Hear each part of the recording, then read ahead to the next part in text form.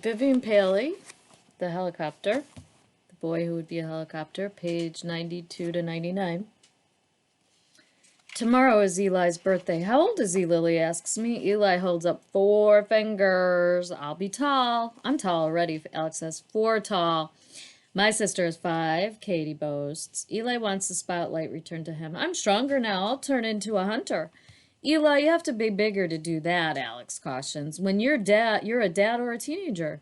I saw a helicopter you had to be outside to fly, Jason says. Is this a non sequitur, or is Jason thinking about the things bigger people can do?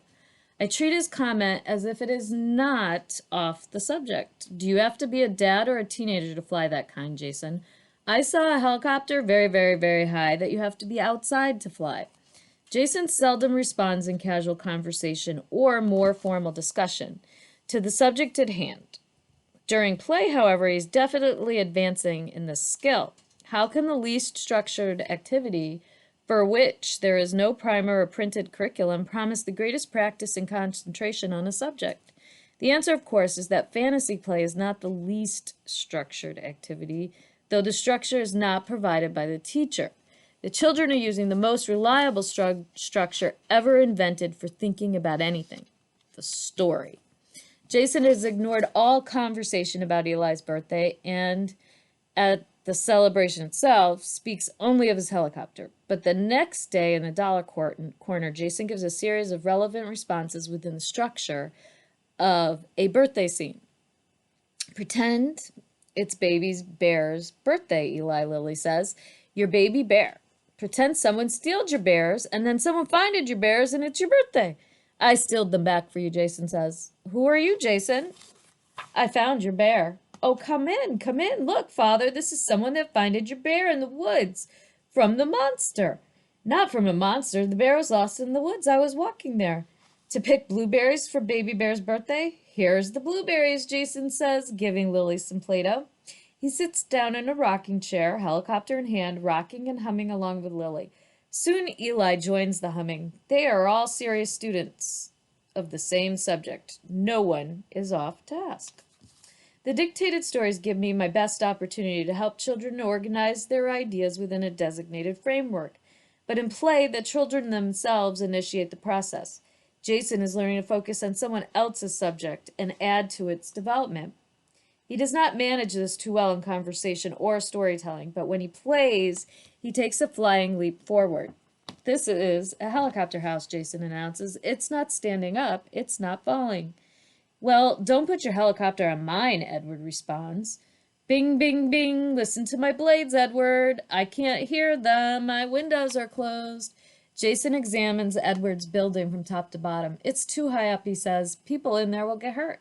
There's bears in there, Jason. Bears and people will get hurt. Hey, look, my helicopter can move over your bear house. It flew over. Jason has not left his helicopter house, but he pretends he's flying over Edward.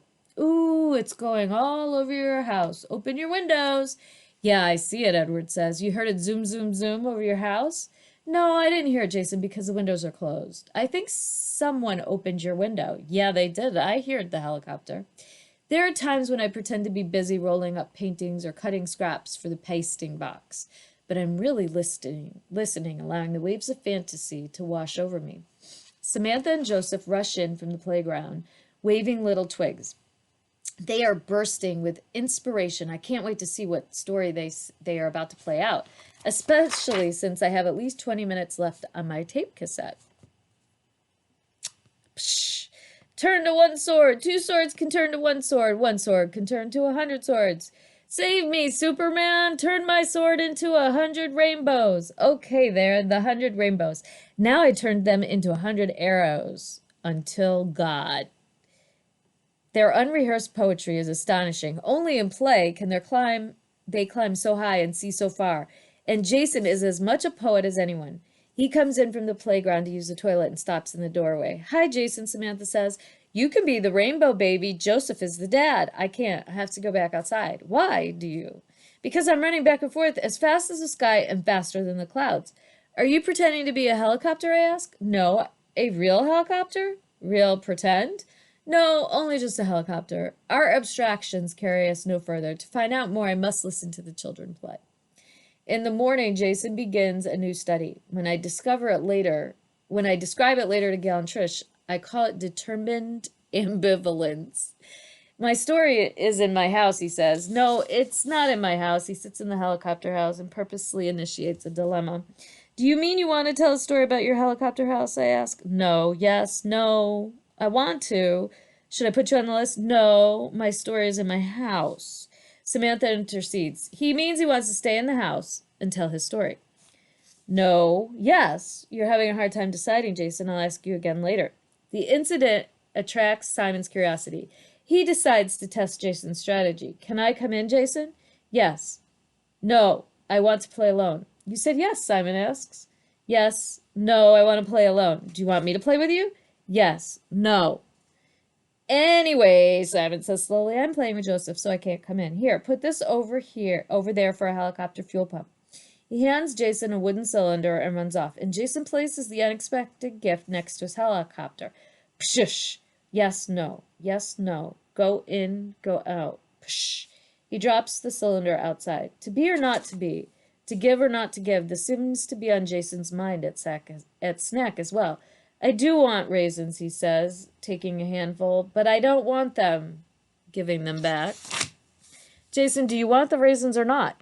He grabs another handful and then quickly empties the raisins into my hand. Yes, no, he says. He is not smiling. What is this all about, I wonder? Is he acting out his uncertainty about school or simply teasing us? In either case, of course, he finds himself with no friend in his house or raisins in his hands. Gail and Trish thinks it's funny. He's acting out that good old cliche mixed messages, Gail laughs. You think I'm making too much of this, I ask. Well, isn't it possible he's just having some fun? Maybe it's a game they play at home.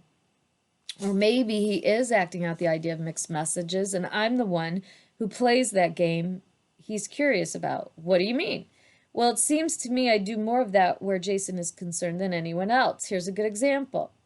Yesterday, Jason momentarily rested his helicopter on Simon's squirrel house. Now I know how eager Simon has been to include the helicopter in his squirrel play.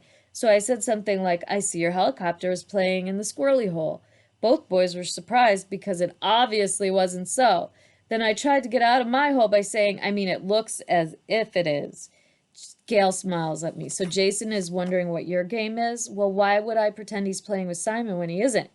Yeah, it's a bit like Jason. Do you remember telling Simon he's outside the window when he wasn't? Exactly. And here's the teacher doing it. Can you trifle with people in such ways or can't you? I struggle with these paradoxes, and so does Jason. He continues to act out his inquiries until he feels satisfied. My story is in my house, he tells me again a day later. You're playing in your house, I ask? My story is playing in my house. Not on paper, I suggest. I am no longer impatient. I am truly curious. Now I will be at my best. Not yet on paper, Jason, but when you sit next to me at the story table, you'll take the story that's in your house and we'll put it on a paper. Without words, he replies. Oh, without words. You want to tell me the story, but you don't want me to write it down. He means the kind I did that time, remember? Simon explains. Jason, are you thinking about a story while you're playing in your house and you want to act it out at story time without first putting it down on paper? The way Simon did a few days ago? Yes, no.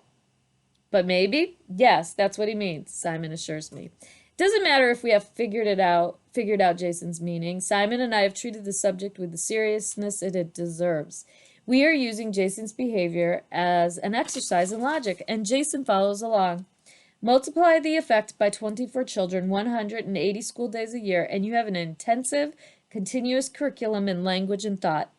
Take away the play and storytelling, however, and the subject matter is meager and unimaginative. I want to sit here, Jason says as we settle down in the story room. No, don't sit by me, Alex insists, moving alongside Samantha, who quickly occupies the seat he just left. I don't want you, Samantha, Jason says, capturing the empty seat next to Alex. And this time, Alex doesn't object. All these yeses and nos happen so fast, I have no time to respond, but it is clear that the children consider these behaviors logical and socially correct. Alex's story of the day treats the yes-no issue in dramatic form. Having listened to an irreverent three-pig story told by Samantha, he immediately creates a literary yes to her no. Here is Samantha's version. Once upon a time, there lived 3 little pigs, and then came a big bad wolf. And the little pigs got ate up by the big bad wolf, and then they got ate up by all the big wolves, happily ever after. Alex responds sharply. Those pigs, the big wolf, bad wolf, eated them, but he had a gun inside his stomach, and the pigs shooted him apart. Then they boiled him for supper, happily ever after. I watch Samantha's 3 pigs being ate up by the wolves and wonder how this fits in with her need to mother Jason. And where, for that matter, in Alex's confident response, is the child who cries because he can't sit next to Joseph. To the children, the most interesting aspects are the vastly different ways people find to behave, even ways that are sometimes disruptive or confusing. Not one child would wish for an end to the helicopter house. Jason's single-minded fantasy is a beacon for the integrity of the individual. And Alex, fierce lion and wolf eater, must certainly cry if he wants to sit next to Joseph, but can't. The children want to know how the teacher meets his demands because they will have similar claims to make at other times. What shall be done for Alex, who's jealous, and for Jason, who flies into stories? Such questions are among the most valuable ones that can be heard in a classroom. The work of 24 children and their teachers as they analyze one another's clashing fantasies and conflicting desires provides training in the highest order of social responsibility and logical thought. Each time the children explain their own difficulties or help define and solve the problems of others, the curriculum rises like Joseph's 100 arrows and Samantha's 100 rainbows. Perhaps Jason says it's best. We run as fast as the sky and faster than the clouds.